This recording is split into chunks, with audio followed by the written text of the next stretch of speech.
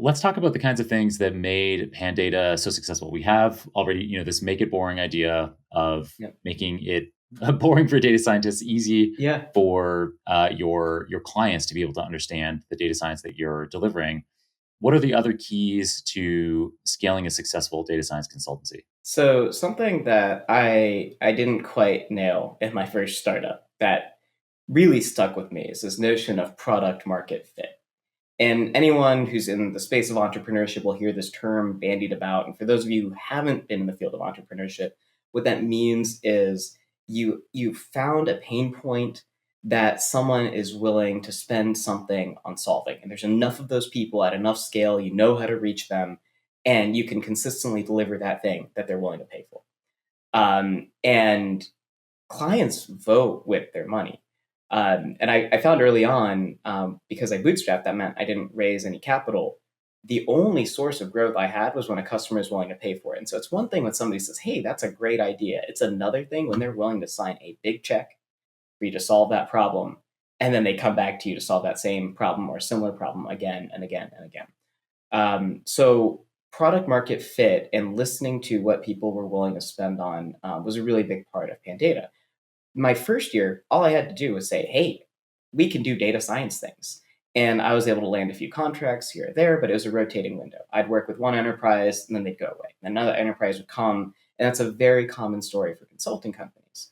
There were maybe one or two clients that stuck around or kept coming back to us. And I remember having a conversation with my stakeholder there. I finally worked up the guts and I said, not that I want you to question this situation at all, but why are you coming back? And I was like really trying to do some market research and understand. And it turns out that they really liked that we were approachable, right? That was one of our core values is hold back the jargon, always speak plainly. And then there were a couple of formulaic things that we accidentally ended up doing. We have this process called discovery and design that now is a mandatory requirement. Anybody that hires us to do any work, I say you have to do this up front or I won't work with you. With those clients, we accidentally did it. And that's where we spent just 30 days, 6 weeks, diving into a problem, trying to figure out where are the skeletons, is this solvable? How can we approach this? What are the unknown unknowns, which is a really big part of solving problems that have not been solved before with pattern matching algorithms, just to simplify it. And so I tried to recreate that magic. So there were these attributes that we had that became our core values. We had 5 core values that I can talk about later. And then there are these processes. And one of these processes was discovery and design. Now, the funny thing is, I decide, all right, I'm now no longer going to work with any client that doesn't want to do this. And we're going to charge an arbitrary amount of money. That engagement size is now 50,000. At that time, that was a measly 12,000. And I was really a first time entrepreneur, nervous about throwing that about. But I'd say, hey, you know what? Unless you're willing to spend this, I don't even want to work with you. And it helped me weed out 2 things. One, clients that weren't serious. If they weren't willing to pay that, they definitely weren't willing to pay for the rest of the engagement. And 2, if they didn't philosophically agree with the importance of that step, then I knew that they were likely to be a client that was consistently disappointed by the results because they didn't quite get the data science process. So I went from spending a lot of time talking to a lot of people that seemed interested at first in data science. And then I got no, no, no, no. My pipeline started to dry out. And this is one of 3 times that Pandata's bank account reached like less than, a month's worth of expenses. And I was like, this was the end. This was maybe the dumbest idea. And within that same period of time, I landed 3 of the biggest clients I had ever engaged, 2 of which remained clients until Pandata's exit. So over a period of about 6 years. And that process became a part of how we were able to scale so much larger than most small solopreneur consulting shops. Right.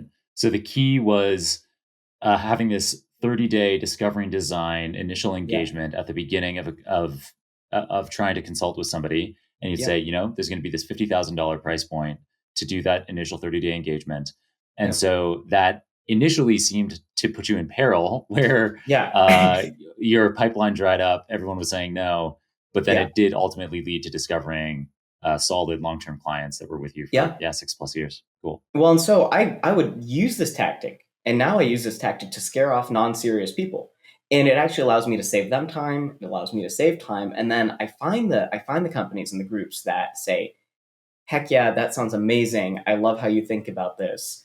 And there's a lot of fish in the sea, and it's all about this matchmaking process. And one of the counterintuitive lessons I learned was the art of saying no, or ruling others out by saying no to them.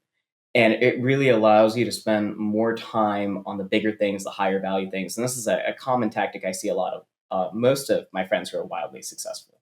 Right. That is tricky. It's very hard Yeah. to say no to smaller or more challenging projects because you remember those times where Yeah. you got to only a month of expenses Oh my of gosh. value left in your bank account. And so you're like, well, I guess I better say yes to everything. But then that ultimately it slows you down. You have the death by a thousand cuts of just Oh my all of gosh. these low value touch points. Well, it's funny, when we were going through due diligence on this acquisition, there were about 3 points on the balance sheet in the financials that they had virtually circled. And they're like, we want to talk about this, this, and this. We don't like that. I said, I didn't like those either. Those were really bad moments for me, too.